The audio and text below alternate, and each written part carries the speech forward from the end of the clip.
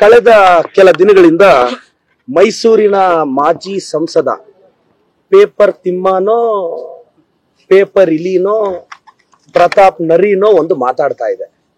So full ಹೆಸರು ಗೊತ್ತಿಲ್ಲ, ಅದೇನೋ ಅವರು ಪಾಪ ಮಾರ್ಕ್ಸ್ ಕಾರ್ಡ್ ಅಲ್ಲಿ ಪ್ರತಾಪ್ ಸಿಂಹ ಅಂತ ಇಸ್ಕೊಂಡಿದ್ದಾರೆ.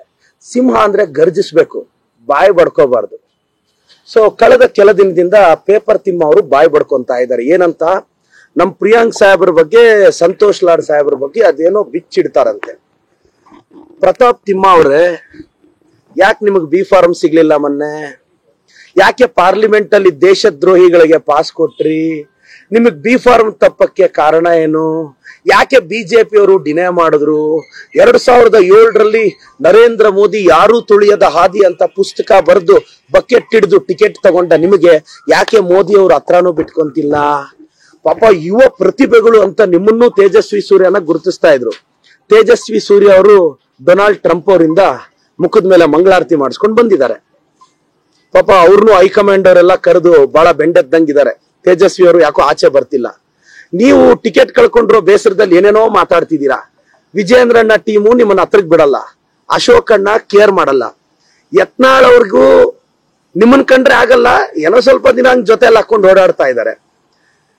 ಪ್ರತಾಪ್ ಸಿಂಹ ಅವರೇ, ನಿಮ್ಮದ್ ನೀವು ಬಿಚ್ಕೊಳ್ಳಿ. ಬಿಚ್ಚಿಡ್ತೀವಿ ಇಂಥ ಪದಗಳೆಲ್ಲ ಮಾತಾಡಿದ್ರೆ, ಬಿಚ್ಚಿಡೋದು ನಿಮ್ ಬಂಡವಾಳ ಬಯಲು ಮಾಡೋದು ನಮಗೂ ಎಷ್ಟೊತ್ತು ಕೆಲಸ ಅಲ್ಲ. ಸಂತೋಷ್ ಲಾಡ್ ಸಾಹೇಬ್ರ ಅಚೀವ್ಮೆಂಟ್, ಪ್ರಿಯಾಂಕ್ ಖರ್ಗೆ ಸಾಹೇಬ್ರ ಅಚೀವ್ಮೆಂಟ್ ನಿಮ್ಗೆ ಗೊತ್ತೇನ್ರಿ? ಇನ್ನೊಂದು ವಿಚಾರ ಮಾತಾಡ್ತಾರೆ ನಮ್ ಸಿದ್ದರಾಮಯ್ಯ ಸಾಹೇಬ್ರ ಬಗ್ಗೆ. ಬಿರಿಯಾನಿ ತಿನ್ನಕ್ ಬರ್ತಾರೆ, ಸಿಗಂದೂರ್ ಬ್ರಿಡ್ಜ್ ಬರಕ್ಕಾಗಲ್ವಾ ಅಂತ. ಪ್ರತಾಪ್ ತಿಮ್ಮ ಅವರೇ, ಕೆಲಸ ಕಾರ್ಯ ಇಲ್ಲದೆ ನಿಮ್ ತರ ಇರೋರು ಕರೀದಿದ್ರು ಹೋಗ್ತಾರೆ. ಸರ್ವಜ್ಞ ಒಂದು ಮಾತು ಹೇಳ್ತಾರೆ, ಕರೆಯದೆ ಬಂದವನು ಕರೆದು ಬರೆದವನು ಕರೆದು ಕೆರದಲ್ಲಿ ಒಡೆದಂತೆ ಸರ್ವಜ್ಞ ಅಂತ. ಆಹ್ವಾನ ಇಲ್ಲದೆ ಇದ್ರು ಹೋಗಕ್ಕೆ ನಾವೇನ್ ಬಿಜೆಪಿ ಅವರಲ್ಲ, ಸ್ವಾಭಿಮಾನ ಇರೋ ಕಾಂಗ್ರೆಸ್ ಅವರು.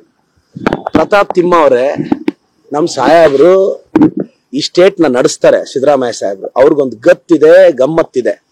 ಕೇಂದ್ರದವ್ರು ಒಂದು ಆಹ್ವಾನ ಆದ್ರೂ ಕೊಡ್ಬೇಕು ಸೌಜನ್ಯಕ್ಕೆ. ಹಿಂದಿನ ದಿನ ಬರೆದು ಬಂದ್ಬಿಡಿ ಅಂದ್ರೆ ಒಂದು ಸ್ಟೇಟ್ ಸಿಎಂಗೆ ಪ್ರೋಟೋಕಾಲ್ ಇರುತ್ತೆ. ನಿಮ್ ತರ ಓಡಾಡ್ಕೊಂಡು ಇರಲ್ಲ.